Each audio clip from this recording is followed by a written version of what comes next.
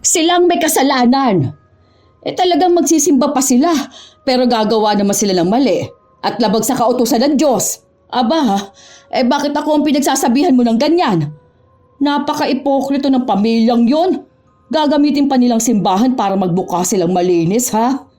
Alam nyo ma, sa ginagawa nyong ganyan, kayo talaga yung totoong ipokrito eh. Alam nyo po ba kung bakit? Dahil nagsisimba kayo pero masyado naman kayong laitera at pakialamera sa buhay ng iba. Di ba nasa simbahan pa tayo? Nagsasalita pa yung pari sa harapan pero mas marami ka pang nasiraang tao kaysa naintindihan sa misa? Kung sino-sino ang tinuturo mo na keso malandi, pokpok, masama ang ugali, kabit, ano pa ba? Bakla, tomboy, anak ni ganito na kabit ni ganyan. Bakit ganun ang suot niya? Bakit nagdala pa siya ng ano? Papansin kasi umiiyak habang nagdarasal. Lahat na lang pinupunan nyo, ma. Ganun ba kayong magsimba? Ano bang ginagawa nyo dun? Mag-abang ng kasalanan ng mga tao? Ililista mo ba kung sino sa kanila yung karapat dapat na patawarin ng Diyos at kung sino ang hindi? Sa ginagawa mong ganyan, ma, di ka man lang ba talaga kinikilabutan? Hindi mo man lang ba naiisip na mali ka rin naman? Na isa ka rin sa mga makasalanang tao na nasa loob ng simbahan?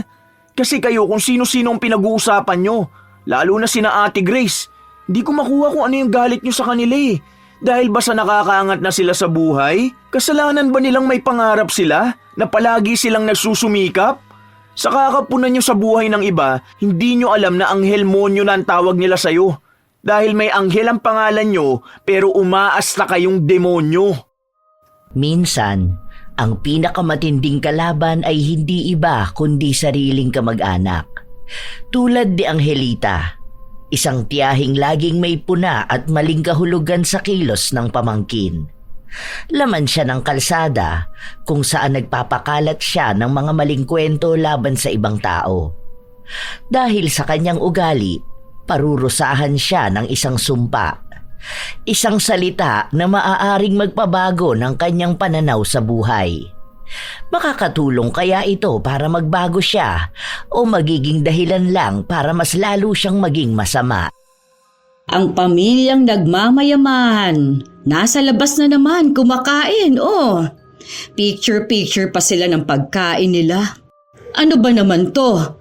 Pansit at tinapay lang naman to. Sus! Akala mo naman, ngayon lang sila nakakain ng ganyan.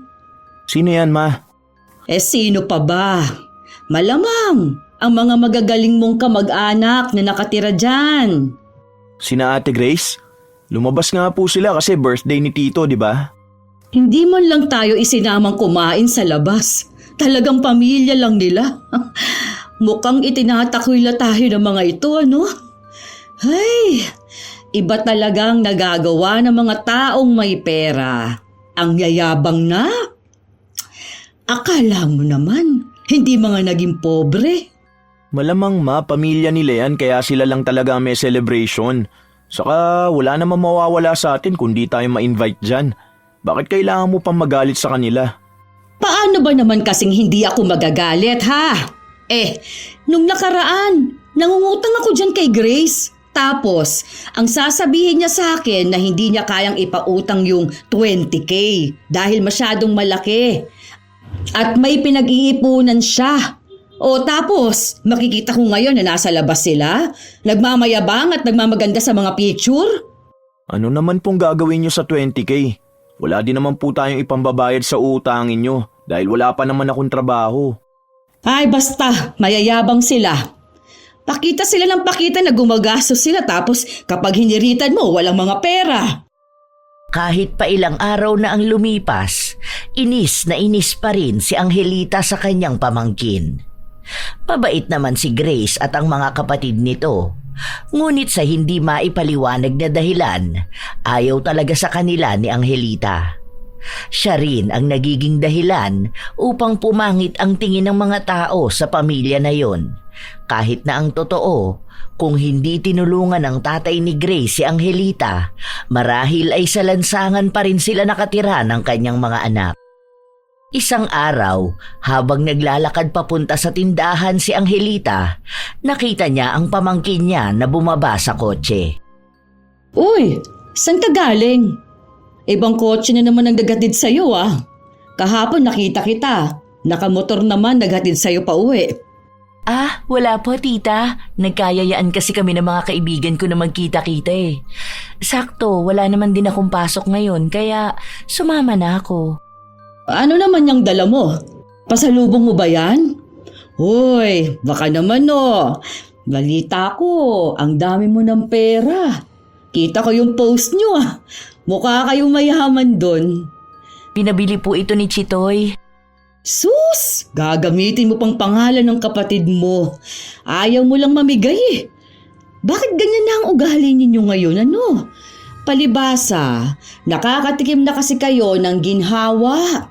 Kaya ngayon, kung ituring nyo na kami, para na kaming ibang tao. Lalo na yung kapatid mong bading, ha? Kung makapagmaldita sa akin, akala mo hindi ako tiyahin? Para atang pati mga pinsan ninyo. Ayaw na ninyong kausapin Hindi po kami ganyan, tita. Kilala niyo naman po si Chitoy noon pa man. Ganyan na siya. Saka, hindi po totoo na sumama ang ugali namin. Kasi po, iba-iba naman po talaga ang ugali ng mga tao. Oh, okay. Sabi mo Ano ba namang magagawa ko? Di ba, matalino ka kasi. Sige po, paraan na lang po ako. Ngumiwi ang labi ni Angelita nang lumampas sa kanya ang kanyang pamangkin. Nagpatuloy na siyang magpunta sa tindahan kung saan naabutan niya roon ang mga kapwa niya na mahilig pang himasukan ang buhay ng ibang tao. Ay, oo. Totoo ang sinasabi ko sa inyo. Ibang kotse na naman ang naghatid sa kanya. Pakiramdam ko. Kaya ang daming pera ng mga yan. Kasi pok-pok yang si Mary Grace. Naku! Alam mo naman, yung mga mainhin na babae, di ba? Nasa loob ang mga kulunang mga yan. Malalandi. As, maniwala kayo sa akin. Yan ang pinagkakakitaan yan.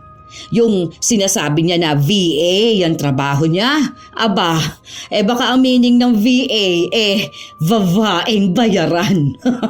Pabango lang yung VA na yan, ano? Siyempre, mga magulang niya, kukonsintihin talaga yan. Pera na yan Kahit magbenta pa lang dangal ang anak nila, makaahon lang sa hirap. Noon pa niya gawain yan. College pa yan, may mga customer na yan kung sino-sino dyan. Dati nga palaging nakamotor ang naghahatid sa kanya. Nagmamalinis lang yung pamilya na yan. Tapos yung bakla, si Chitoy. Aba, nagbebenta yun ng party drugs. Narinig ko yan minsan may kausap sa cellphone niya. Oh, di ba? Pansin mo rin na mahilig siya magpunta sa party. Magaling lang magtago mga yan Ako, bilang concern sa kanila kinakausap ko naman ang kapatid ko. Dahil syempre, para pagsabihan ng mga anak niya na magtrabaho naman ng marangal. Nakakahiya kasi yung ginagawa nila Tapos kapatid ko lalaki pa, di ba? Ano na lang ang mararamdaman niya kung yung anak niyang panganay, pok-pok. Kaso, wala Palagi niya lang sinasabi sa akin na hayaan na lang daw ang mga anak niya. Oh, tapos yung isa na nasa Maynila. Ayun, isa pa yung idol ang ate niya. Kunwari, nag-aaral doon pero may pinapasukan yung trabaho doon. Parang high class na pok-pok. Alam nyo yun? Yung hindi sa bar nakikita sa mga kasino o mga mamahaling hotel? Ganon! Ganon sa nakikita ko sa Facebook, Kung ano-ano na rin ang pinagsasabi ng mga kaibigan ni Angelita sa mga pamangkin niya. Lalo pat mas paniniwalaan siya ng mga ito dahil siya ang kamag-anak. Hindi kasi pala kaibigan ang magkakapatid o ang pamilya ni Grace kaya wala silang alam tungkol sa buhay ng mga ito. Hindi sila madalas magkwento sa ibang tao. Kahit naman sa tiyahin nila, hindi sila nagsasabi kaya kung ano-anong imbentong kwento na lang ang sinasabi ni Angelita. At dahil may naniniwala naman sa kanya, ipinagpapatuloy niya ito. Kaya ikaw, di ba yung anak mo gustong ipasok ni Mary Grace sa trabaho niya? Naku, ingatan mong anak mo dahil mapupunta yan sa maling landas. Naku, Dangal na nga lang ang maiingatan, ibebenta pa kapalit ng kaginhawaan sa buhay. Di bali na lang na magdildil ng asin kesa kumain ng lechon na ang perang pinambili galing sa kalandian. Ingatan yung mga anak nyo. Huwag kayo magpapaniwala na kumikita dyan sa pagtutok lang sa laptop na yan. Naku, baka kaya nakatutok sa laptop kasi naguhubad na. Nakakadire ano. Hindi ko alam paano nasisikmura ng kapatid kong ginagawa ng mga anak niya eh. Naaawa ako. Wala siyang magawa eh. Buti pa yung anak kong si Prince. Malapit na yung magkaroon ng trabaho. Teacher pa naman yun. Nako, kapag yun nakapagtrabaho na talaga, aasenso na rin ang buhay namin. Sige na. Siya. Uuwi na muna ako ha. Magsasaing na ako. Pagka-uwi ni Angelita, naabutan niya ang kanyang panganay na anak. Katatapos lang nitong magsaing habang ang isa niya pang anak ay nanunood sa cellphone nito. 3 ang anak ni Angelita at lahat yun ay iba-iba ang tatay. Kakahiwalay lang nila nang huli niyang kinakasama, kaya ang inaasahan na lang niyang tutulong sa kanya ay ang panganay niyang anak. Dahil ang dalawa ay nag-aaral pa. Kanina ka pa ba nakauwi? Bakit hindi kita nakitang dumaan sa tindahan? Doon ako sa kabila dumaan, ma. Sinabay ako ni Tito. Ano na pala ang balita sa pag-a-apply mo ng trabaho? Huwag mong kukunin kapag mababa ang offer sa'yo, ha? Naghahanap pa ako, ma. Kasi hindi pa naman ako nakakapag-exam eh. Kaya ang pwede ko lang applyan ngayon, private school. Pero hindi naman po mataas ang sahod doon. Iniisip ko na pwede naman na muna yun kahit na paano. Habang naghihintay pa ako makapag-exam. Sayang naman kasi ang araw, ma. Yung mga kaklase ko, ganun naman ang ginawa nila eh. Ay, hindi pwede yung ganyan. Dapat makakuha ka ng magandang trabaho, hindi yung basta-basta lang. Pinagmamalaki ko na sa mga kaibigan ko na makakapagtrabaho ka na sa magandang school. At malaki ang magiging sahod mo. Tapos papatusin mo lang ang maliit na sahod. Bakit naman sinasabi mo na kaagad, ma? Hindi pa naman nangyayari. Huwag ka na kasi makikipagchismisan dun sa mga tao na yun. Pare-pareho lang bad vibes ang dala ng mga chismis na ganyan eh. Oo nga po pala, sabi ni Ate Grace sa akin kung gusto ko raw pwede niya ako ipasok dun sa trabaho niya. Wala akong experience pero tutulungan niya naman daw ako. Kaso iniisip ko pa dahil ang baba ng specs ng laptop ko. Ay, hindi! Teacher ka pa naman tapos papasok ka sa ganong klaseng trabaho? Ano, mababang uri ka ba ng tao, ha? Anong sinasabi niyo, ma? Di naman mababang uri ng trabaho yun. Legal yun, ma. Malaki rin ang pwedeng maging sahod dun. Magtatrabaho ba dun si Ate Grace kung hindi yun marangal? Hindi pwede! Ayoko machismis tayo. Nakakahiya ka. Nag-aral ka pa kung gusto mo lang maging bayaran. Ibebenta mong dangal mo kapalit ng pera? Ha? Hindi ko masisikmura yun ano? Kung kaya yun ng tito mo, pues ako, ha? Hindi! Anong sinasabi mo, ma? Hindi yun pagbebenta ng dangal. Totoong trabaho yun. Ano namang akala mo kay Ate Grace, ma? Pokpok yang si Mary Grace. Malamang gumagawa ng kademonyohan ng pamilya nila. Kaya gusto ka nilang kunin. I-recruit ka nila para maisama ka sa impyerno. Bakit ganyan ka naman magsalita kay Ate Grace at sa pamilya niya? Baka nakakalimutan mo na si Tito ang tumulong sa atin para makakuha tayo ng bahay. Di ba nasa Maynila tayo nun? Naalala ko yun, bata pa ako. Kung saan-saan tayo nakikituloy.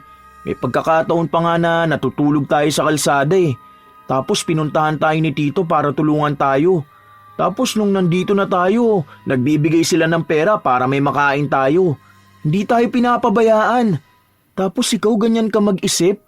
Pati ba naman si Ate Grace na ang bait naman sa'yo? Ito, mahimik ka nga dyan. Wala tayong utang na loob sa kanila, ha? Dapat lang natulungan niya ako dahil kung hindi naman nila kinuha yung bahay, hindi naman ako lilipat sa Maynila, ano? Inuto kasi niya ni Kuya si tatay noon eh. Tingnan mo, nagiging bastos ka na, ha? Ganyan bang itinuro ko sa'yo? Ma, pinipilit naman kitang intindihin. Pero sana malaman mo rin kung anong mali mo. Lalo na mga kamag-anak natin yung pinagsasabihan mo na masama. Hindi lang basta kamag-anak eh. mga taong tumulong pa sa atin. Tapos kahit wala naman silang masamang ginagawa, kung ano-ano pang sinasabi mo. Tapos kinikwento mo pa yun sa ibang tao, di ba? Ano bang akala mo? Kakampi mo ang mga chismosa na yon? Malamang kung wala ka dun, ikaw naman ang pag-uusapan nila. Basta! Hindi ka papasok sa trabaho niyang Mary Grace na yan! Bigyan mo ng kahihiyan ng pamilya natin, ha? Nag-teacher ka! Hindi ka para umidolo ng maruming babae! Nakakaramdam ng inis ang binata, lalo pat kasundo niya ang kanyang mga pinsan. At naaawa siya sa mga ito kapag naririnig niya ang mga bulong-bulungan tungkol sa kanila na ibinalita ng kanyang ina sa ibang tao. Pero kahit naman anong sabihin niya sa ina, hindi siya nito pakikinggan. Dahil para kay Angelita, mas tama ang mga sinasabi niya. Ilang araw pa ang lumipas, hindi makakita ng trabaho ang binata dahil kapag sinasabi niya sa ina ang papasukan niya, nagagalit ito sa kanya. At ang unang tinatanong sa kanya ay kung magkano ang sahod. Gusto ng kanyang ina na malaki kaagad ang magiging pera niya. Hindi para sa pamilya niya, kundi para sa ipagyayabang nito. Isang araw, nakita ni Grace ang kanyang pinsan na naglalakad sa labas. Agad na bumaba ng sasakyan ng dalaga para lapitan ito. "Prince, saan ka pupunta? Naglalakad kang init-init, hindi ka pa nagdala ng payong." May dala ako kanina kaso nasira eh. Naghahanap ako ng work, te. "Di ba sabi mo nung nakaraan sa akin, may papasukan kang school?" Oo nga, te. Dapat mag-start na ako nung Monday pa. Kaso di ako pinatuloy ni mama kasi ang sabi niya maliit ang sahod. Hindi naman daw ganun yung sahod na nakikita niya sa Facebook. Bakit kasi hinahayaan mo ang mama mo na magdesisyon sa trabaho mo? Siya na nga ang nagpumilit sa'yo na mag-teacher ka kahit na ayaw mo naman talaga. Tapos ngayon, pati ba naman papasukan mong trabaho? Sabi ko naman sa'yo, pwede ka naman dun sa work ko. Meron din pala akong kilala. Naghahanap sila ng English teacher. Gusto mo bigay ko account niya para kausapin mo? Ayaw nga ni mama ng ganyan eh. Hindi naman daw totoong trabaho. Hindi totoong trabaho? Sumasahod nga ako dun. May ibang teacher akong kilala na naka-work from home naman. Saka, di ba balak mo naman na pansamantala lang habang naghihintay ka pa ng exam? Try mo na, sayang ang araw. Para kumita ka at makaipon na rin. Kung gusto mo talaga na sa school ka magtuturo, pwede ka naman umalis kapag may nakita ka ng papasukan mo. Ano bang gusto mo? Hindi ko alam, te. Wala nga akong ganang maghanap ng work ngayon eh. Kasi lahat na lang ayaw ni mama. Saka kahit na makapasa man ako sa exam, hindi ko pa rin nakikita ang sarili ko na magturo. Kasi sa totoo lang, alam nyo yan, di ko talaga gusto magturo, di ba? Wala akong maramdaman na excitement. Parang more on obligation. Kasi gusto ko talaga magluto-luto. Kaso, minamaliit ni mama eh. Kasi sabi niya, pangkarinderya lang naman daw ang mapapasukan ko.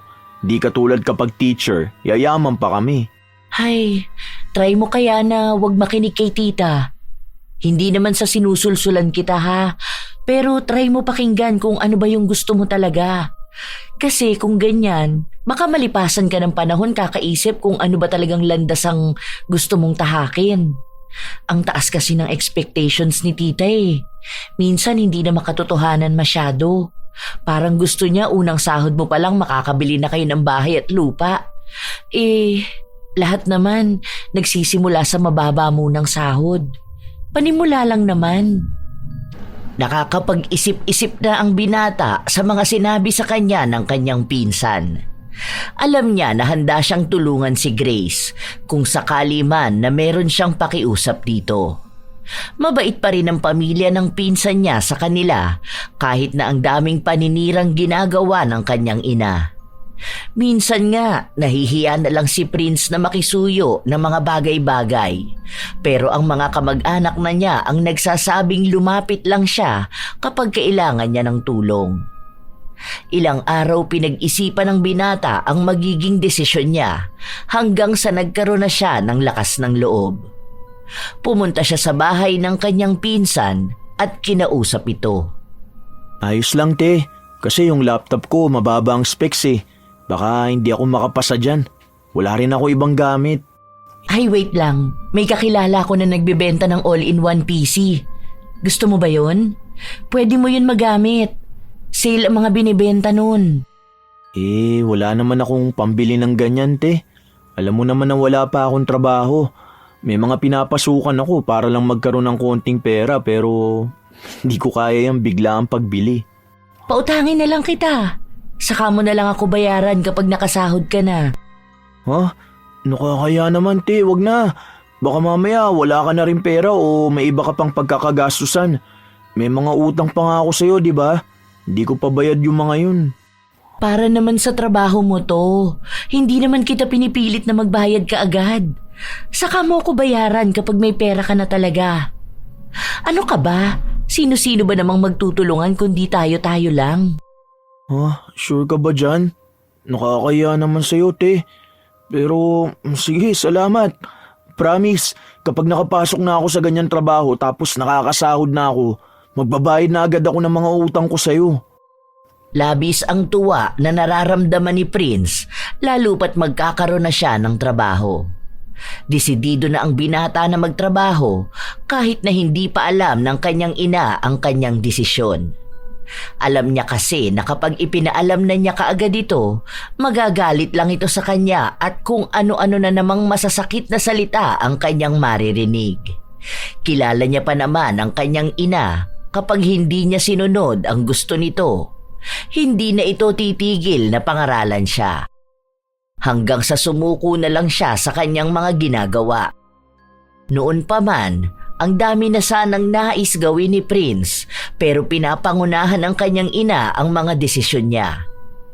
Nang makakuha na ng gamit si Prince para sa kanyang papasukan, doon niya lang ipinaalam sa kanyang ina ang kanyang trabaho. At katulad ng kanyang inaasahan, galit na galit nga ito sa kanya. Ano ka ba naman, Prince? Nakakahiya ka, alam mo ba yun? Ano na lang ang sasabihin sa akin ng mga tao? Na yung anak ko gumagawa ng mababang gawain? Teacher pang tinapos mo tapos hindi mo naman pala magagamit, ha? Magtuturo pa rin naman ako, ma. Pareho lang yun, hindi lang sa school. Saka matinong trabaho to, ma. Magkakaroon ako ng sahod. Kanino po ba kayo nahihiya? Sa mga tao na wala namang naitutulong sa atin? Ni isa po ba sa kanila nakatulong para makabayad tayo ng bills? Para may makain tayo? Di po ba wala naman? Kaya bakit ka mahihiya sa kanila? Dapat sila ang mahiya dahil nakikialam sila sa buhay ng iba. Dahil ginagawa ni Mary Grace. Bakit po ba ang init ng dugo nyo kay Ate Grace? Hindi nyo po ba nakikita ang mga naitulong ng pamilya niya sa atin? Hindi niya kasalanan kung umaasenso na sila, ma. Deserve nila yun dahil nagsusumikap sila sa buhay at hindi nila inuuna ang panay chismis at paninira sa ibang tao. Ang hirap kasi sa inyo, ma. Nabubuhay kayo sa pantasya eh. Gusto nyo, kontrolado nyo lahat kahit na magkandaleche-leche ng buhay natin. Ikinahihiya mo yung hindi naman dapat ikinahihiya. Yan! Nagiging bastos ka na rin. Nadadamay ka na talaga sa ugali niyang pinsan mo eh. Sa susunod niyan, panigurado aalis ka na rin sa bahay. Tatalikuran mo na ang responsibilidad mo sa amin.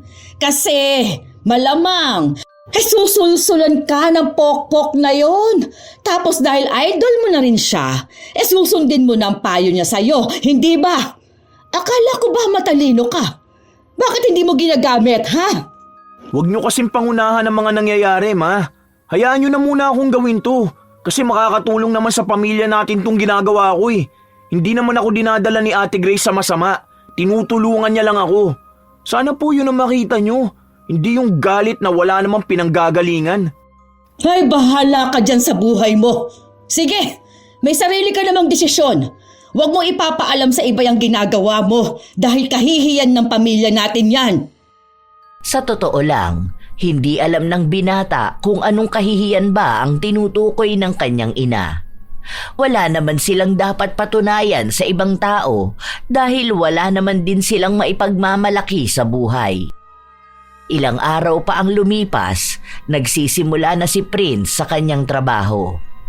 Kapag may kailangan siyang malaman, tinatanong niya ang kanyang pinsan. Kahit na paano, nagkaroon na ulit ng saya si Prince. Kahit na hindi niya pa rin alam kung ano ba talaga ang gusto niyang gawin sa kanyang buhay nang wala siyang maririnig na puna mula sa kanyang ina. Sa paglipas ng mga linggo at buwan, nakakakuha na ng maayos na sahod ang binata. Nababayaran na niya ang kanyang pinsan kahit na paunti-unti. Nakakabayad na rin sila ng kuryente at nakakabili na ng pagkain. Natutuwa siya sa nangyayari pero mukhang siya lang ang masaya. Kahit na magkano pa ang ibigay niya sa kanyang ina, tila ba hindi yun sumasapat. Isang araw, nasa labas na naman ang kanyang ina at nakikipag-usap sa mga kaibigan niya. Teka, si Mary Grace ba yan? Ang pamangkin kong mahinghindutin? Saan naman kaya galing yan? May naghatid na naman sa kanyang nakakotse. Aba, panalo na naman yan. Mukhang big time ang customer niyan ngayon. May dala pang mga pinamili, ha? Nakatingin lang sila sa dalaga habang naglalakad ito palapit sa kanila. Nakaharang sila sa daraanan ni Grace kaya napahinto ito sa harapan ng kanyang tiyahin at ng mga kaibigan nito. May problema po ba? Bakit po kayo nakatingin sa akin? Wala naman pamangkin ko. Nagagandahan lang talaga kami sa'yo. Kaso, lalo ka yatang pumuputi ngayon Tapos bagong kulay pa ang buhok mo. Blondie yan, di ba? Opo. Kanina lang ako nagpakulay. Sinamahan ko kasi yung kaibigan ko eh. Tapos nadamay na rin ako magpakulay ng buhok. Ganun ba? Oo nga. Bagay yan sa'yo. Paraan na lang po ako. Hindi po kasi ako makadaan. Umusog si Angelita at muli nilang sinundan ng tingin ang dalaga hanggang sa makarating ito sa kanilang bahay. Doon na naman nagsimulang maglabas ng paninirang salita ang mga kaibigan ni Angelita. Sa totoo lang, tuwang-tuwa siya sa tuwing lalaitin ang kanyang pamangkin. Pakiramdam niya ay palagi siyang nakakalamang sa buhay kapag may nagsasabi ng masama tungkol kay Grace. O, diba? Ganong kulay ng buhok ang gusto ng mga pokpok. Halata naman sa kanya na laspag na siya, hindi ba? Ay, kawawang bata. Sinira ang sarili para lang sa pera. Kaya ako, yung mga anak ko, palagi kong pinapangaralan na huwag gagaya sa mga pinsan nila. At baka mapariwara ang buhay nila. Lalo ng panganay ko, si Prince na teacher. Aba, close pa naman sila niyan. Pinagbabawalan ko palagi dahil nga hinihikayat siyang dalhin sa impyerno. Feeling ko talaga, pera na ang Diyos nila. Pero hayaan na natin. Dumarating din naman ang karma sa mga taong katulad nila. Hayaan na lang natin na langit ang magparusa sa kanila. Oo nga pala. Anong oras tayo magsisimba bukas? Agahan na lang siguro natin, ano? Matapos nilang panghimasukan ang buhay ng iba at siraan ng mga taong hindi naman nila lubos na kilala, pinag-usapan naman nila ang tungkol sa pagiging makadiyos nila. Kinabukasan, maagang ang nagising si Angelita at naabutan niya ang kanyang anak na nagluluto ng almusal. Ang aga mo naman atang nagising. Sasama ka ba magsimba? Sumama ka na. At para naman malinawan yung kaisipan mo, para mailayo ka sa masasamang gawain. Dapat ipagdasal mo na bigyan ng kalinawan ng puso mo para maging mabuti kang anak na susunod sa utos ng magulang. Kasi ang ginagawa mo, gawain niya ng dyablo Nagpapasakop ka na sa kasalanan. Kasi wala kang ibang ginawa kundi ang sumama dun kay Grace. Tara na! Magbihis ka na. Wala naman po kasi kaming ginagawang masama. Ganyan talaga ang dulot sa'yo ng kasamaan. Inaakala mo na wala kang nagagawang masama dahil lalalaso na nila ang utak mo. Ganyan ang gawain ng mga dyablo rito sa lupa. Ay, tingnan mo nga si Grace. Mukhang mabait, mukhang inosente at anghel. Pero ang kaluluwa nun, sunog na sa impyerno. Hindi ako papayag na mangyayari yun sa'yo. Kaya hanggat maaga pa, agapan na natin yan. Grabe naman kayo magsalita, Ma. At talagang pupunta pa kayo sa simbahan sa lagay na yan? So tingnan mo, natuto ka na talaga sumagot. Sumama ka sa akin. Bilisan mo, magbihis ka doon. Huwag mo akong gagalitin ngayon, Prince. Linggo ngayon, araw para sa Panginoon. Napailing na lang ang binata. Tuwing linggo talaga ay laman ng simbahan ng kanyang ina. Hindi kumikibo ang binata habang kasama niya si Angelita. Kapag may naririnig siyang sinasabi ng ina, napapabuntong hininga na lang siya. Dahil kahit kasi sa loob ng simbahan, hindi mapigilan ng ina na punahin ang mga nakikita niya. Lalo na kapag may kakilala sila na nagsimba, may mga kwento siyang hindi naman din totoong nangyari. Ano ba naman yan? Tingnan mo yung babae na maigsi yung buhok. Tomboy siguro yan. Dapat hindi na nagpunta yan dito Ano bang akala niya? Matutuwa sa kanya ang Diyos kapag nakita siya? Ay sas! Wala rin naman yung dasal niya kung hindi niya babaguhin ang masama niyang gawa. Magpakababae siya.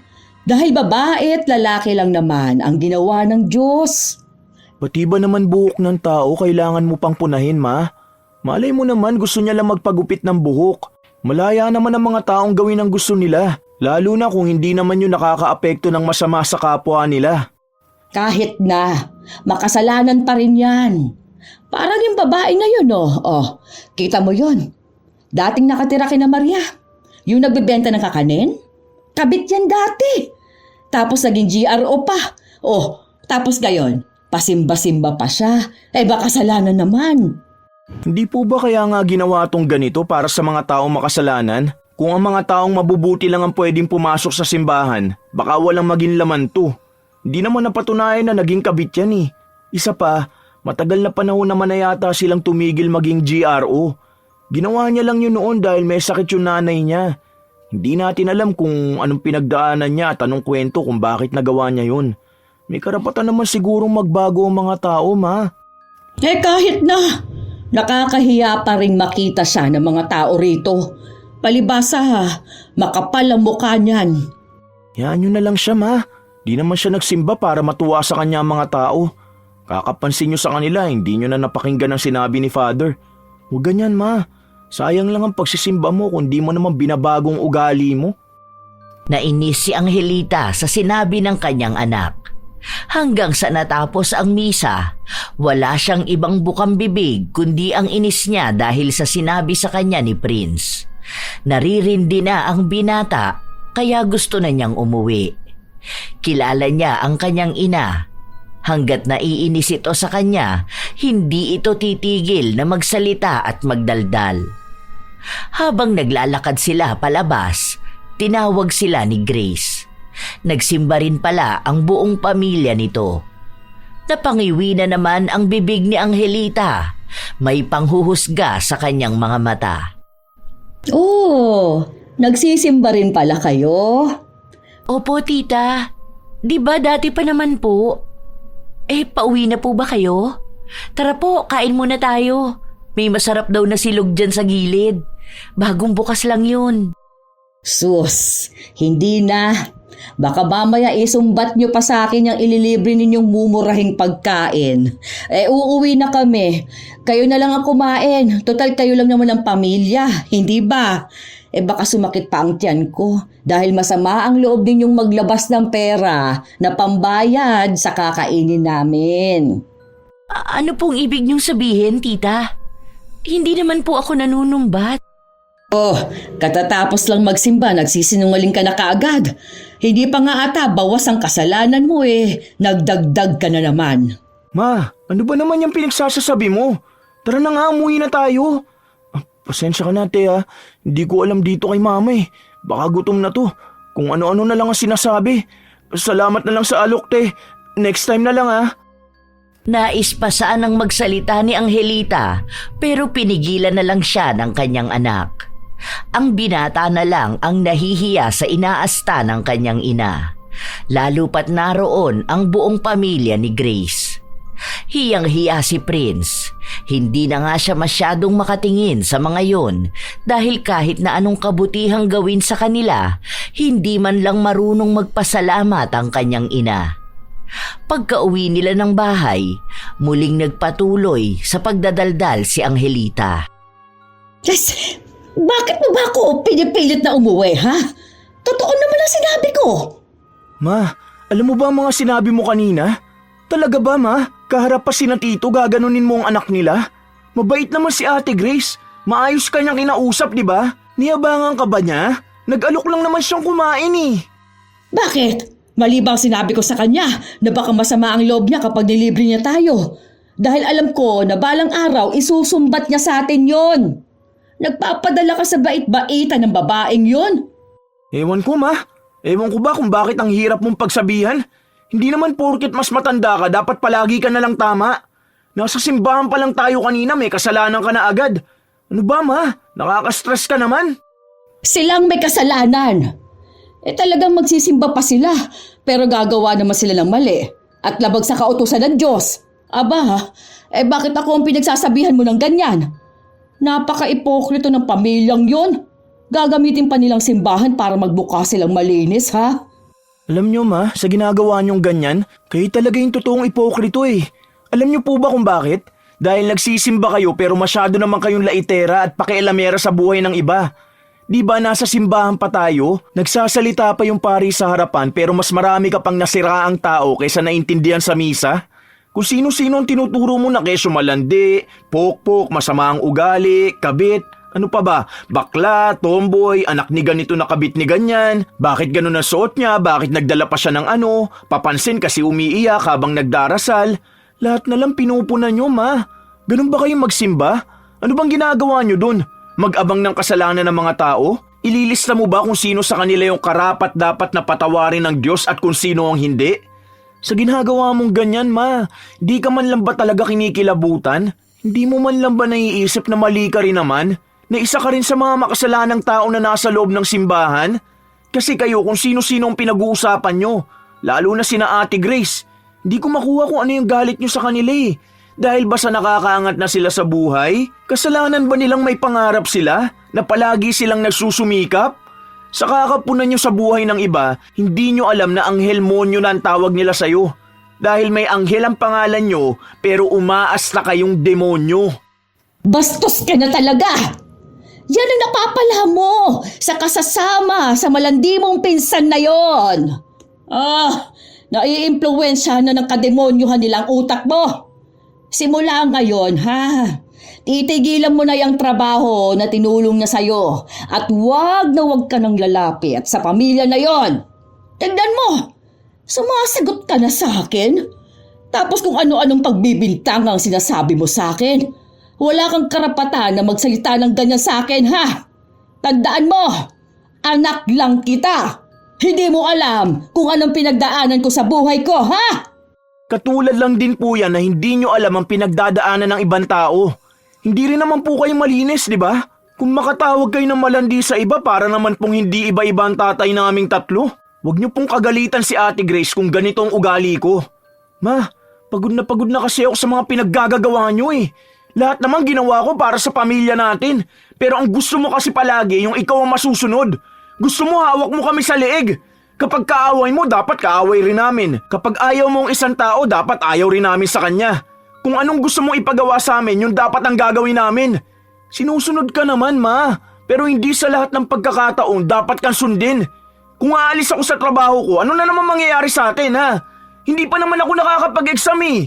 Hindi ko pa alam kung papasa ako. Kapag naganap ako ng ibang trabaho, ayaw mo naman. Kasi gusto mo yung halos milyon na ang gigitain ko sa isang sahod pa lang. Manahimik ka! Ang kapal talaga ng mukha mo para magsalita ng ganyan sa akin. Hindi mo na talaga ako nirerespeto bilang ina mo. Malamang, pagsasabihan kita. Dahil sabi nga nila, mother knows best. Alam ko kung ano magpapaganda ng buhay mo.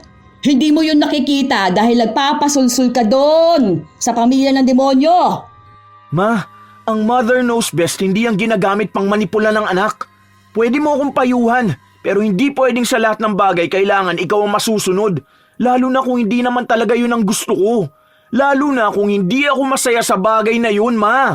Tao ako, may emosyon, may desisyon. Gusto ko rin naman pakinggan ako. Hindi! Ako pa rin ang ina na nagluwal sa'yo at malaking utang na loob mo sa akin. Kaya akong dapat na masusunod sa lahat ng gagawin mo. Wala ka sa mundong to kung hindi dahil sa akin. Kaya simula nung ipinanganak kita, ako na ang dapat na magdidikta sa'yo sa lahat. Kaya wag mo kong paandaran ng mga salita mong ganyan. Bukas na bukas, kakausapin ko yung Mary Grace na yan para hindi kanya sulsulan na maging masamang anak. Palibhasa kinukonsente ng mga magulang niyang gumawa siya ng masama. Ma, ano ba kasing masama? Wala namang masama sa trabaho ni Ate Grace Hindi siya pokpok, hindi siya malandi. O kung totoo man yan, labas na tayo sa buhay niya. Pero kilala ko si Ate Grace, matino siyang tao, maayos ang trabaho niya, hindi katulad ng ibinibintang mo sa kanya. Awa na lang, Ma, para sa pamilya rin natin to. Tigilan mo na ang paninira sa kanila. Sila yung taong tumulong sa atin nung walang-wala tayo. Sila lang din yung sumusuporta sa akin para dito sa pamilya natin. Wala silang ginagawang masama. Basta, hindi ako naniniwala dyan sa mga pinagsasabi mo. Nilalason lang nila ang utak mo para paniwalaan mo sila. Tumahimik ka dyan. Hindi tama ang opinyon mo. Ang akin lang ang tama. Baka sa mukha ng binata na pagod na siyang magpaliwanag sa kanyang ina. Dahil halata naman na hindi siya pakikinggan nito kahit pagaano kaklaro ang mga salitang sinasabi niya. Papaniwalaan ng kanyang ina ang anumang nais niyang paniwalaan.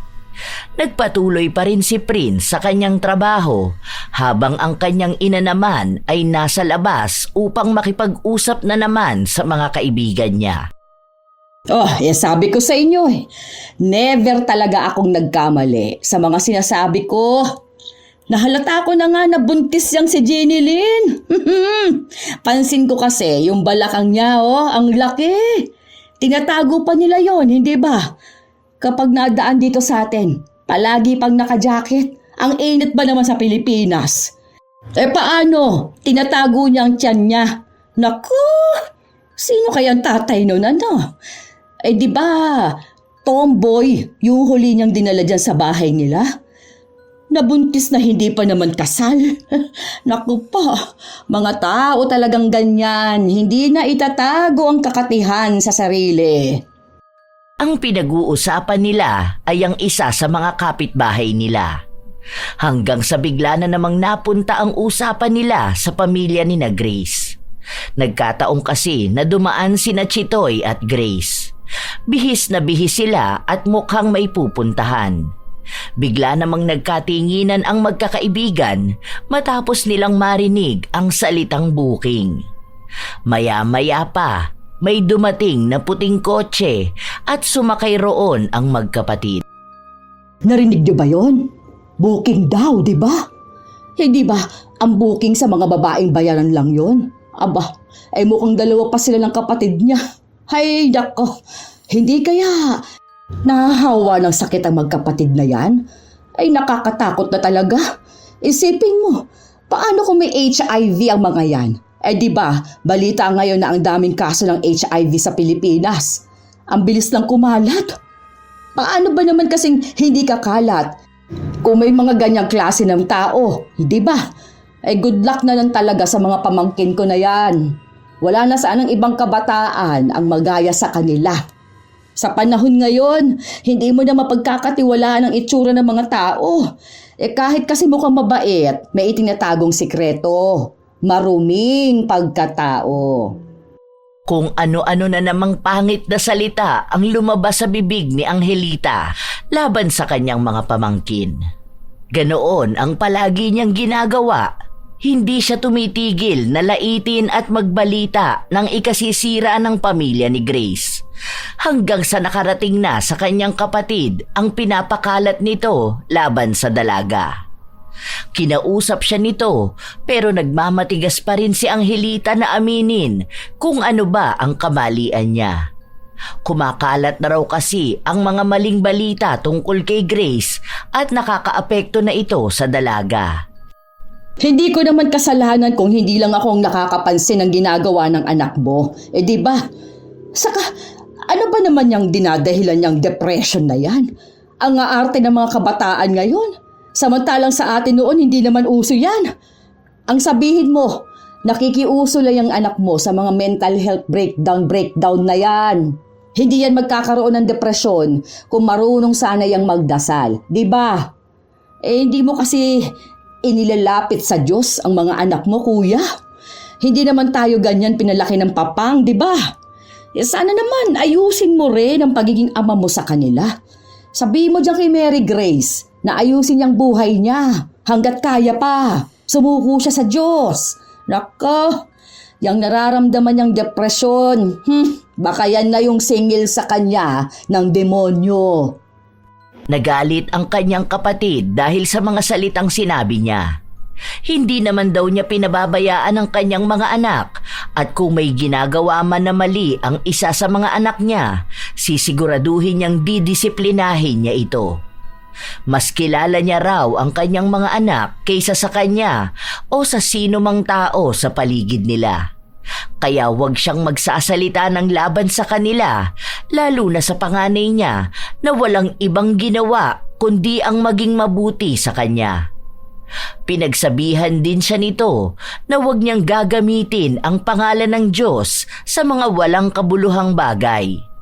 Dahil hindi rin naman nagpapatalo si Angelita, nag-away sila ng kanyang kapatid hanggang sa sinabi sa kanya ng kanyang kapatid na wag na lang silang mag-uusap kung hindi naman magbabago ang kanyang ugali at pakikitungo sa kanyang anak. Ay, siya! Mas mainam nga naman talagang ganyan na ang nangyari, no? Ayoko na rin naman tawagin na kamag-anak ninyo. Nako! Sige lang, magbulag-bulagan ka dyan sa ginagawa ng anak mo, ha? Akala mo ba, hindi namin narinig na may booking silang dalawa ng baklang salot mong anak, ha? Sige lang, yung pera nyo ang sambahin nyo. Hindi ko na alam kung anong mangyayari sa inyo. Sa totoo lang, nakakaawa ka, kuya. Hindi ka naman ganyan noon. Pero siguro nga, iba nang nagagawa ng pera sa isang tao. Sige, wag na lang din kayong hihingi ng tulong sa amin, ha? Magkalimutan na lang tayong dalawa. Hindi na kita kapatid simula ngayon.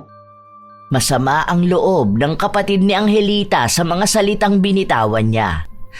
Ilang sandali pa, kapansin-pansin na tila ba nahihirapan itong huminga. Napahawak pa siya sa kanyang dibdib. Oh, anong kaartehan yung ginagawa mo, Antonio? Sos, kunwari ka pa dyang hindi ka makahinga. Ano, idadrama mo na naman sa akin ang sakit mo, ha? Magtigil ka dyan, ha?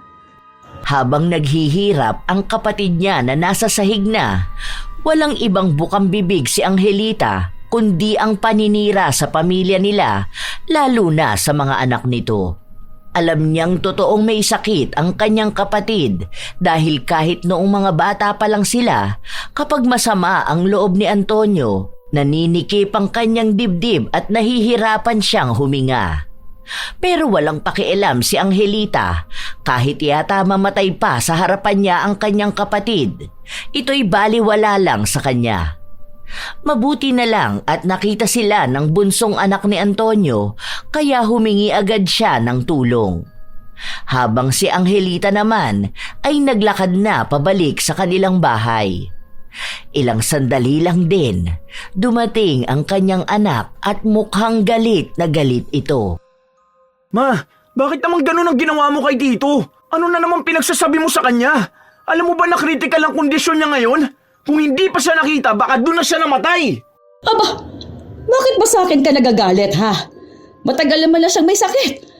Ako ba ang gumawa ng sakit sa kanya, ha? Baka karma na nila yan. Alam mo naman po pala na may sakit siya, pero anong ginagawa mo? Binibigyan mo pa siya ng sama ng loob? Mabait na nga sila sa atin, ganyan ka pa. Hindi ko na alam kung paano kita ipagtatanggol eh. Kasi ako mismo, hiyang-hiya na talaga kay na tita. Sa totoo lang sa lahat ng kapatid nyo, si Tito Antonio lang ang may malasakit sa atin eh. Wala namang kahit na sino sa mga kamag-anak natin ang gustong tumulong sa atin, di ba? Tapos sila pa ang nakikitaan mo ng mali. Pare-pareho lang silang lahat na masasama ang ugali dahil lang sa nakakaangat sila sa buhay. Makasalanan ba nila kung mahirap tayo, ha? Kasalanan ba nila na ganito ang buhay natin? Hindi naman, di ba? Kayo noon lumaki kayo sa hirap. Pero alam niyo po ba kung anong pagkakaiba niyo sa mga kapatid niyo? Sila kasi inuuna nila yung mga pag-angat nila. Kayo inuuna niyo ang kasiraan ng iba. Sa halip na intindihin niyo kung paano kayo aasenso, ang iniintindi niyo kung paano niyo hihilahin ang ibang tao pababa. Hindi mo alam ang pinagsasabi mo dahil wala ka sa sitwasyon ko, ha? Kahit pa magalit silang lahat sa akin, di ba itinakwil naman na nila ako? Kanina, anong sabi sa akin yung pinagmamalaki mong tsuhin? Ang sabi niya sa akin, mas maganda na putulin na lang namin ang ugnayan namin. Bakit niya nasabi yon? Dahil nasasaktan siya sa katotohanan na mali naman talaga ang paraan ng malanding Mary Grace na yan. Para lang makaahon sila. Di ba? Tama naman ako. Sige, ipagtanggol mo siya. Ipagtatanggol ko talaga sila dahil totoo naman na maayos silang tao eh. Di ko alam kung saan nyo napupulot yung pinagsasabi nyo tungkol sa kanila. Dapat nga mas kilala nyo sila eh dahil kamag-anak natin sila. Alam mo ba na narinig ko sila na may booking sila, ha? Doon pa lang. Alam na natin kung anong trabaho nila. Pero patuloy nilang tinatago. Iba-ibang sasakyan na naghahatid at nagsusundo sa kanya, di ba? Minsan nakakotse, minsan naman motor. Anong ibig sabihin nun? Pakawala yung Mary Grace na yan. Kalapating mababa ang lipad. Ma, ang booking na sinasabi mo, sasakyan yun. Hindi na doon panahon nyo na walang gumagamit ng teknolohiya. Kaya hindi nyo alam kung anong booking na sinasabi niya. Yung sasakyan, yung motor na naghahatid kay Ate Grace, binubook niya yun sa app. Grab, Joyride, Move It. Ganyan yun, ma. Ano ba naman yan? Di mo kasi nilalawakan ang isip mo eh. Kita mo na. Nakakaisip ka ng paraan kung paano mo ipagtatanggol ang pamilya na yon. Sa kanila mo na ba gustong sumama, ha?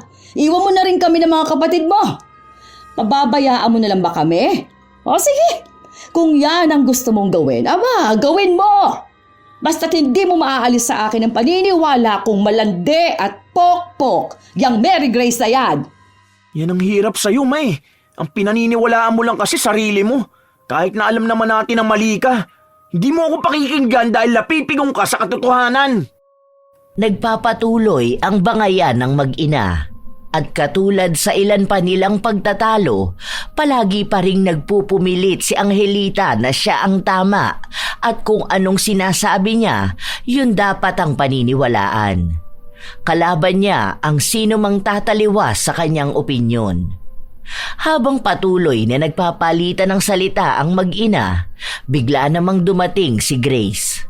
Halata na galit siya, pero pinipilit niya pa ring kumalma. Nandito naman pala ang magaling kong pamangkin. Anong kailangan mo sa akin, ha? Hihingi ka ba ng tulong tungkol sa tatay mo? Ang sabi niya sa akin, hindi na niya ako kailangan pa, hindi ba?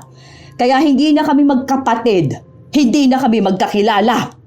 Anong pinag-usapan niyo ni tatay at ganun ang nangyari sa kanya? Tita ko po kayo, kaya gusto ko pa rin kayong respetuhin kahit pa ilang beses ko nang napapatunayan na kayo ang dahilan kaya ang daming chismis na kumakalat tungkol sa akin. Hindi po ako nagpunta rito para linisin ang pangalan ko sa paningin nyo o sa paningin ng kung sino man. Dahil una sa lahat, wala kayong alam sa buhay ko. Kaya wala dapat kayong karapatan na diktahan ako sa kung anumang ginagawa ko. Dahil alam ko at alam ng Diyos na wala akong masamang ginagawa. Ang hipokritang babae. Ginamit pa talaga ang Diyos para sa kalandian niya. Ma, yan ka na naman. Bakit? Totoo naman Ang yabang ng pamilya na yan Simula nung kumikita ng malaki sa pagiging pokpok ang Mary Grace na to, nag-iba na rin ang ugali nila Kung saan-saan na nagpupunta, kung ano-ano na kinakain. Tapos kapag hiniraman mo naman ng pera, palagi niyang sinasabi na wala. Na hindi niya kaya yung halaga na uutangin mo? Aba, Mary Grace, hindi mo madadala sa impyerno yung pera mo. Opo, tama nga po kayo. Hindi ko nga madadala ang pera ko. Pero yung kasamaan po ng ugali nyo, madadala nyo po yan.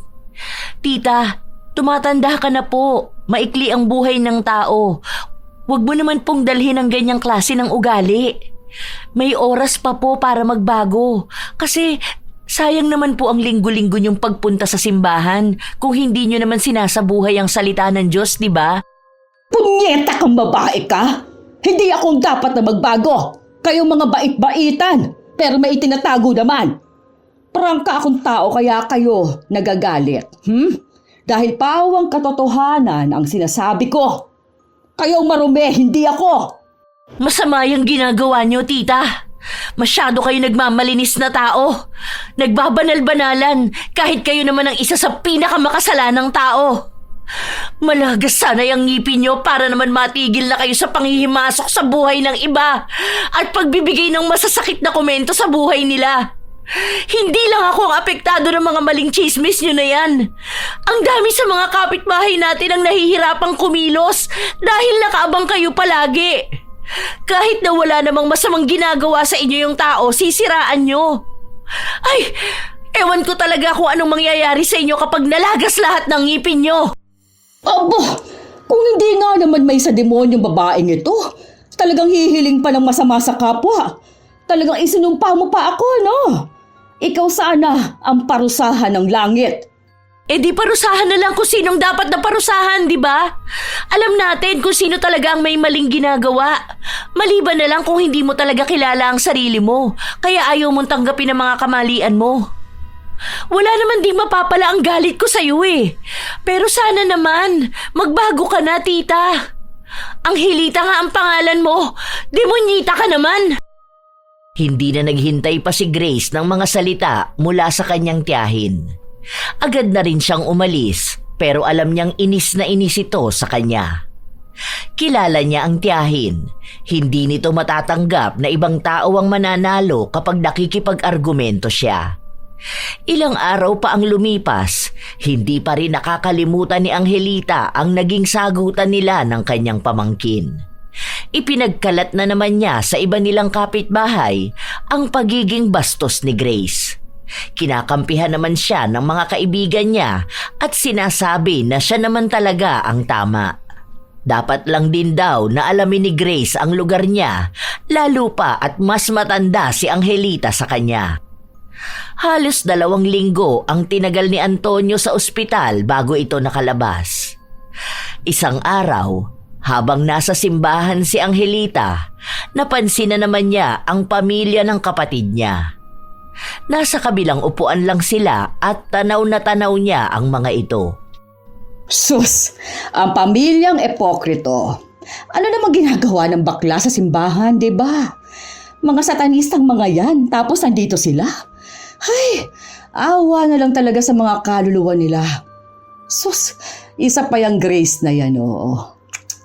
Kapag nakikita ko talaga yung babae na yan, inis na inis ako. Kumukulo talagang dugo ko eh. Walang hiyang babaeng yan.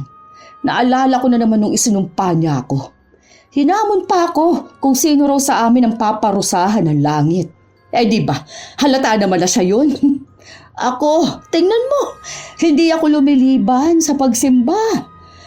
Palagi akong maaga, hindi ko kinakalimutan tong araw ng linggo.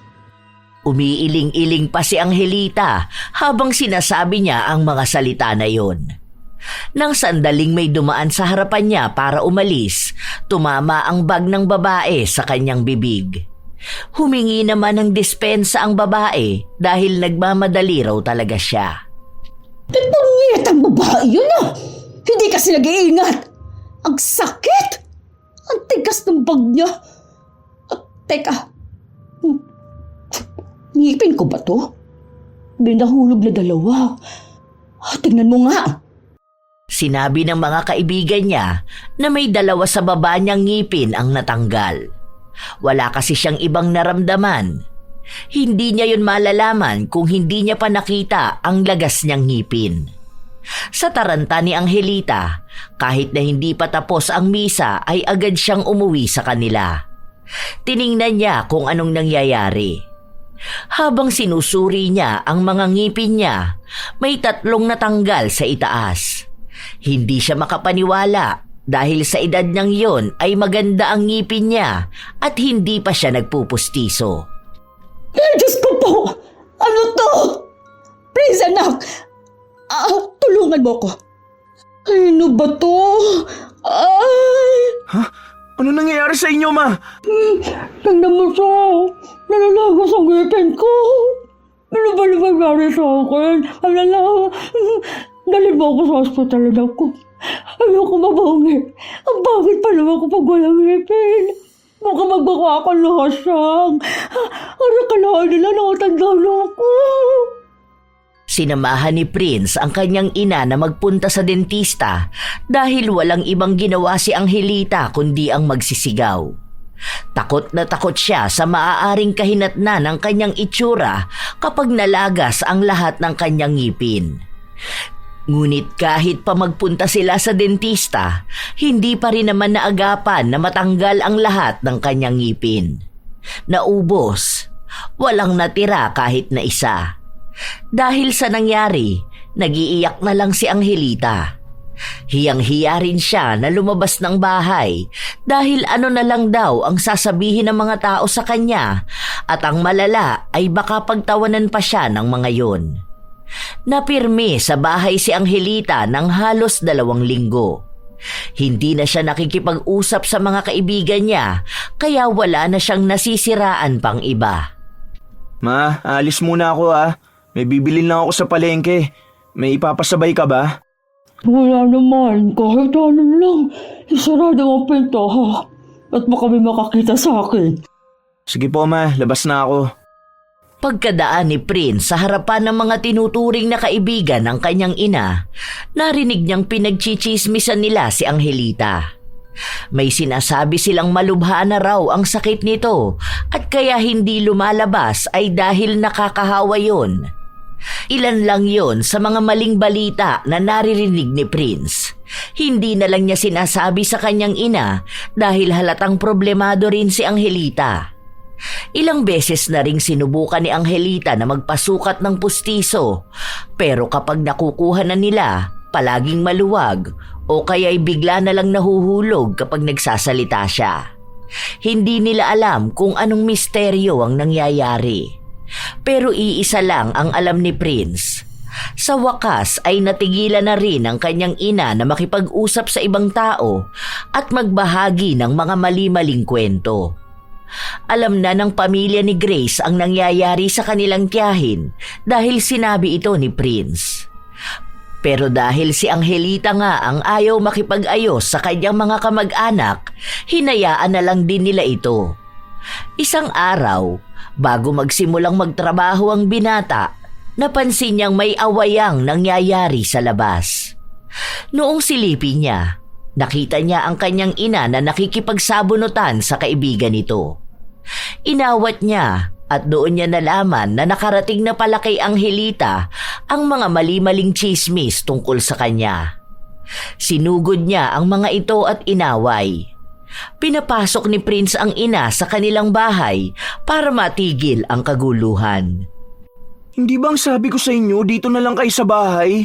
Kung ayaw niyo mapag-usapan kayo ng ibang tao, dito lang kayo. Pinag-uusapan lang tapos puno ang sakit na sinasabi nila meron ako. Hindi naman nila alam ang pinagdaraanan ko, di ba? Saan sila nilang nakakaranas ng ganito? Di ba ganyan naman po kayo noon? Kung ano-ano rin pinagsasabi nyo sa ibang tao Tapos yung mga kaibigan yung chismosa ang kasama nyo. Ngayon, kayo na ang pinag-uusapan ng mga yan. O ano pong pakiramdam? Di ba hindi kayo natutuwa? Ganyan din po ang pakiramdam ni na Ate Grace at nung ibang tao. Tanggapin nyo na lang kasi, ma. Hindi naman na rin talaga tutubo yung ngipin nyo. Yan ang itsura nyo. Yan na kayo. Kung pag-chismisan kayo ng iba, ano naman po? Ganun talaga yun Ang chismosa kapag na-chismis magagalit. Kung hindi nyo sana sinimulan niya noon, di sana maayos kayo ngayon, di ba? Yung Mary Grace kasi na yan Siya may kagagawang bakit na nagkakaganito. Ano na naman pong kinalaman ni Ate Grace? Hindi pa sinumpa niya ako. Ni Manyita yun. Yung nagkatotoo. Ay, nagpapapaniwala naman po kayo masyado sa mga ganyan. Hindi naman totoong sumpa na yan eh. Kung nagkakaganyan kayo, baka yan na yung kabayaran sa mga maling pinagsasabi nyo noon. Nalagas yung ngipin nyo dahil sa kapupuna at pangimasok sa buhay ng ibang tao. Kung nahihiya kayo, wag na kayong lumabas. Hindi nyo pa rin po ba gets na hindi nyo kaibigan ng mga tinuturing nyong kaibigan noon? Magkakaibigan lang kayo kapag sinisiraan nyo ang ibang tao. Pero pati sila gustong kasiraan mo. Tapos yung mga taong mabuti sa'yo, yun ang mga sinisiraan mo noon. Kaya yan, wala kayong kaibigan o kamag-anak kahit isa. Sana po maintindihan yung sinasabi ko, Ma. Noong una ay hindi pa rin kayang tanggapin ni Angelita ang mga katotohanan na sinabi ng kanyang anak. Lahat pa rin ng maling nangyayari sa buhay niya. Ang pamilya ni Grace ang kanyang sinisisi. Sa paglipas ng ilan pang mga buwan, halos lahat na sa lugar nila ay nakaaway na ni Angelita. Kahit pa ang mga taong tinuring niyang kaibigan. Umabot na hanggang sa kabilang bayan ang nangyari sa kanya. Kahit na hindi niya kilala, may nasasabi tungkol sa kanya.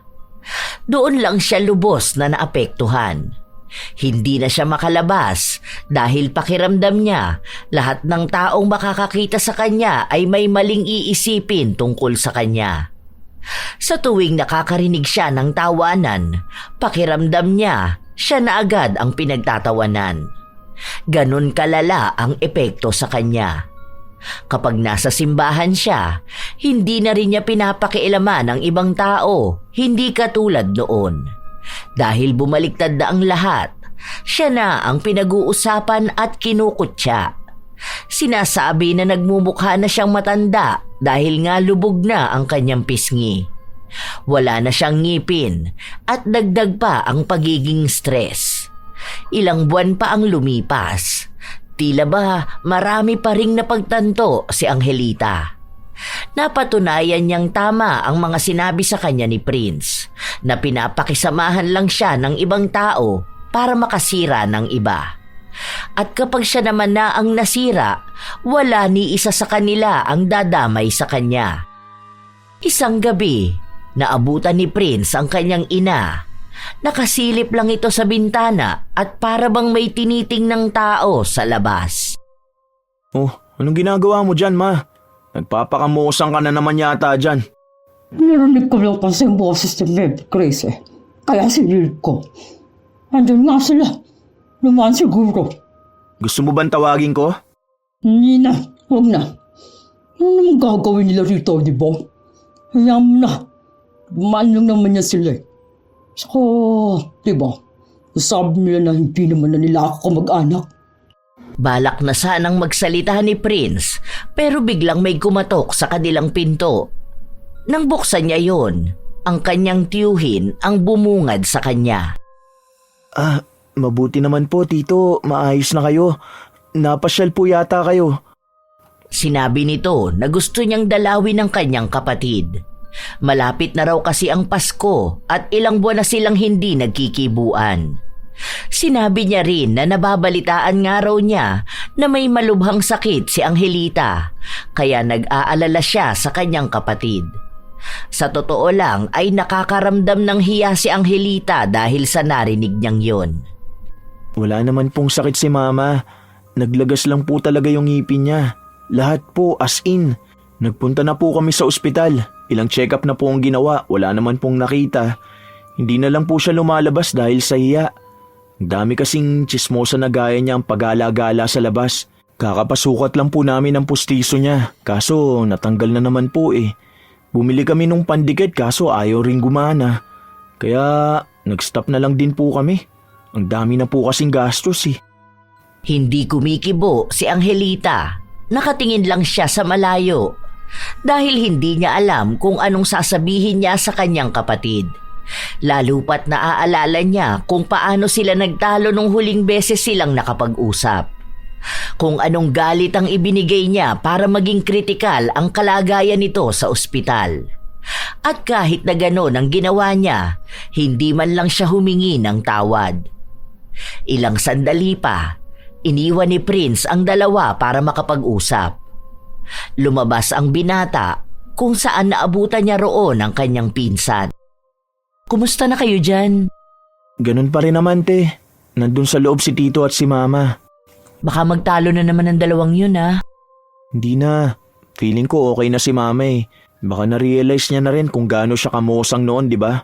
Tignan mo yung mga kumarites niya. Ayun, di na siya kilala. Highlight na siya ng chismis na mukhang pati sa kabilang barangay nakaabot na. Naririnig nila ang usapan sa loob ng bahay. Naririnig nila kung paano mag-usap ang magkapatid at kung paano humingi ng tawad si Angelita sa mga kasalanan at mga mali niyang nagawa. Nahihirapan silang intindihin dahil hirap magsalita si Angelita dahil wala nga siyang ngipin. Ang ibang sinasabi niya ay hindi malinaw na salita. Pero ang alam nila, naiintindihan na mismo ng ginang ang resulta ng mga kasalanang nagawa niya. Doon, nagkapatawaran ng magkapatid. Malaki ang pagsisisi ni Angelita dahil sa naging ugali niya. Pati sa mga anak ni Antonio ay humingi siya ng tawad, lalong-lalo na kay Grace. Kinausap din ni Angelita ang kanyang pamangkin. Wala na po yun, tita. Basta magbago na kayo ha. Huwag na kayo magtatambay dyan sa labas. Huwag nyo nang panghimasukan ang buhay ng ibang tao. Dahil lahat tayo may kanya-kanyang pinagdaraanan. Hindi natin alam ang kwento ng bawat isa. Hayaan nyo na po yung mga marites sa labas. Wala naman silang naitutulong sa inyo, no? Huwag nyo na rin pong awayin si Prince. Tingnan nyo mukha na po siyang kawawa sa sobrang stress niya. Grabe ka naman, Ate Grace. Hindi pa kasi ako naliligo, no? Di ba kapag naka-work from home, bihira maligo? Nagtawanan silang lahat. Doon na muling nagsimula ang pagkakaroon ng liwanag sa buhay ni Angelita.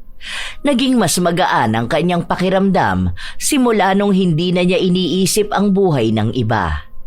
Hindi na niya inuungkat ang dating kamalian ng mga kakilala niya. Bago sumapit ang Pasko, nagpagawa ulit ng pustiso si Angelita kung saan sumukat na yon sa kanya. Kaya nakakangiti na ulit siya at nakakapagsalita ng maayos. Nang magkaroon na siya ng pagkakataong lumabas, binaliwala na niya ang mga kaibigan niyang siniraan din siya noon. Hindi na siya tumatambay sa labas dahil naririnig niya lang ang mga yon na nagpapatuloy na panghimasukan ang buhay ng ibang tao. Hindi na rin iniintindi ni Angelita ang sumpa na ginawa niya sa kanya ni Grace. Alam niyang dala lang yun ng galit ng dalaga, kaya nakapagsalita siya ng hindi maganda. Tunay naman na sobra ang lumalabas sa kanyang bibig noon, kaya parusa na rin ang pagkalagas ng kanyang mga ngipin. Marahil kung hindi naman nangyari yon ay hindi siya mamumulat sa pagkakamali niya. Ilang linggo pa ang lumipas, sumapit na ang Pasko. Nagkabatian silang pamilya. Naging maayos ang samahan. Pagsapit ng bagong taon, nagsama-sama sila at ang handaan na magaganap ay sa bahay ni na Grace. Happy New Year! Sana ay maging mas masagana pa ang susunod na taon at mga susunod pa. Happy New Year, tita! Nauna ka pa magbago kaysa sa bagong taon. Oo nga, Bida-bida talaga ako no? Pinapangunahan ko ang lahat. Pero at least okay naman yung pagbabago mo. Kesa naman nagbago ka nga. Kaso pasama naman ang pasama ang ugali mo, di ba? Hindi na akong tita ninyong Anghel Monyo, sorry talaga sa mga chismis ko noon, ha? Lalo na dun sa booking. Matanda na kasi ako. Ang booking na alam ko noon kapag i-book ka ng lalaki. Natawa naman ako dyan, tita. Hayaan mo next time, isasama kita sa booking ko, ha? Depende na lang kung anong booking ang gusto mo. Nagtatawanan sila habang pinag-uusapan nila ang mga bagay na yon. Mas nauunawaan na ni Angelita ang tunay na halaga ng isang pamilya dahil kahit na anong sama niya noon, mahal siya ng kanyang kapatid at ang mga pamangkin niya ang tumulong sa kanyang mga anak. Nagpatuloy si Prince sa kanyang trabaho at kasabay naman noon ay nag-aaral siya para kunin ang kurso na gusto niya talaga. Hinayaan na rin siya ng kanyang ina na magkaroon ng kalayaang sundin ang anumang gusto niya, lalo na't kung may kinalaman naman ito sa kanyang pag-unlad. Sobrang tuwa ni Prince dahil hindi na niya kailangan pang makipagtalo sa ina para lang magawa ang gusto niya. At hindi naman ibig sabihin na pinayagan na siya, hindi na niya alam ang kanyang limitasyon. Ang ginagawa pa rin naman ng binata ay para sa kanyang pamilya. Nais niya rin na mabigyan sila ng magandang buhay. Naging kakampi na ni Grace ang kanyang tiyahin, kaya kung sino man ang dumudungi sa pangalan nito ay siyang kinakalaban naman ni Angelita. Minsan talaga, ang unang nagiging dahilan ng pagkasira ng isang tao ay ang kanilang mga kamag-anak. Mga tao na minsang naging katulad ni Angelita na takot sa pag-unlad ng iba. Nasisilaw sa mga salita ng kasiraan at nagiging lulong sa kanilang galit. Mga tao na iniisip na sila ang mabuti habang ang iba naman ay walang karapatan na magbago. May mga ipokritong makadiyos ngunit hindi makatao. Pero sa huli, lalabas pa rin naman ang tunay. Sisingaw rin kung sino ba ang may tinatagong baho. Dapat ay maging mabuti sa kapwa. Huwag gumawa ng maling kwento na tiyak na ikasisira ng iba. Huwag panghihimasukan ang buhay ng may buhay. At lalong-lalo na, huwag pupunahin ang naging kasalanan nila nang hindi tinitingnan ang sarili mong pagkakasala. Dahil baka sa kababantay mo sa dumi nila, hindi mo na nakikita na mas marumi ka sa kanila. Ugaliing maging mabuting tao dahil bawat isa may iba't ibang kwento. Ang tunay na mabuting tao ay hindi nasusukat sa dami ng dasal na binibigkas, kundi sa kabutihang ipinapakita sa kapwa. Huwag sirain ang iba para lamang maitaas ang sarili. Sapagkat ang kasinungalingan at inggit ay laging bumabalik sa pinagmulan nito. Sana ay nagustuhan niyo ang ating kwento ngayon. Kayo ba mga apo, may kilala rin ba kayong katulad ni Angelita? Na isang taong makadiyos ngunit hindi naman sinasabuhay ang mga aral sa kanila? Ibahagi nyo naman ang inyong kwento dahil nais kong mabasa ang inyong mga pinagdaanan na kahalintulad sa ating bagong kwento ngayon. Shout out sa ilan sa mga masusugid na tagapakinig ng mga istorya ni Lola Telang. Malia Torres, Larry Gumangan, Noli Merillo, Inang Ausa, Valentina Orsia, Maria Imperial, Cherry May Libiran, Irene Canubas, Jordan Mea, Hayashi J. Megan, Ami Yong, Annalisa Malatbalat, Jen Vlog, MJ Rivera at advanced happy birthday sa anak niyang si Jared Rivera na magba-birthday sa September 12 from Mama Jessica Rivera. Beth, maraming salamat sa pakikinig nyo. Dino Mesa, Josie Aniban, Eileen Remorque, Joan Topez, Matthew Eduardo, Elizabeth Maramot, Juvie Tagapan, Maglinas Family ng Caloocan City at Tagapan Family ng Valenzuela City, Dashi, Jomer Bronola, Cyrus Lago, Mel Santarita, Marivic Salazar, Blessy May, Eva Colya, Lynn Toledo. Shout out din sa inyo, Ann Vital, Rico Camposano, Chona Sotis, George Ativo, Almex, Judith Blaso, Judith Sexy at Josaina Corporation.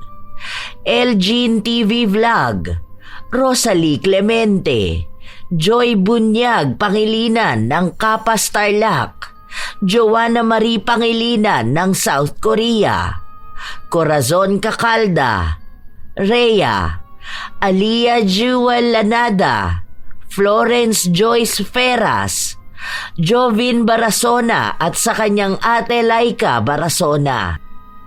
Shout out sa inyo, Abby Ruiz, Lou Makatangay, Lovely Rose Roa at kay Princess Rain Roa Alawami, Kevin Zark, kina Laika at Angelina ng Pampanga, Aubrey Villarosa, Aileen Castor, Belen Malbas, Ami Pacana, Marlene Guevara, Rosnea Lagrada at sa Lagrada family ng Barangay New Cuyo, Sheila Legrama, Leonardo Agbayani Jr., Larnie Azurin, Marilor Guevara at sa Guevara family, kina Jenjen, CJ, Janela, Jessie, Nanay Loretta at Miko, Richelle Adapon, Laura Lee Altarejos, Ad Mako, Darlene June, Hana Marie Sevare, Elenita Esporlas, Chris Zaiden Cavan, Sue Maalim, Grace Hementera, Hazel Fiesta, May Mau Vlog, Bernadette Liantejero, Maria Firis Alimios, Tess Gutierrez na nasa Hong Kong. Maraming salamat sa pakikinig nyo, Re Basil, Raymond Icamina, Merly Villarimo, Herin Canete, Vampire, Olivia Ramirez, Grace Giabia, Lani Capile, Mea Espiritu, Maribel Balabag, Gia Gigi, Esteli Reyes, AJ Chua, Francisco Neng at sa kanyang napakagandang asawang si Jeremy Saranillo Francisco, Supladang Pasaway, Lance MBB, Clarissa Telo, Lane Cardiente, Roda Bieri at kay Roslyn Mangilin. Ito ang inyong Lola Telang at maraming salamat sa lagi niyong pakikinig sa mga istorya ni Lola Telang.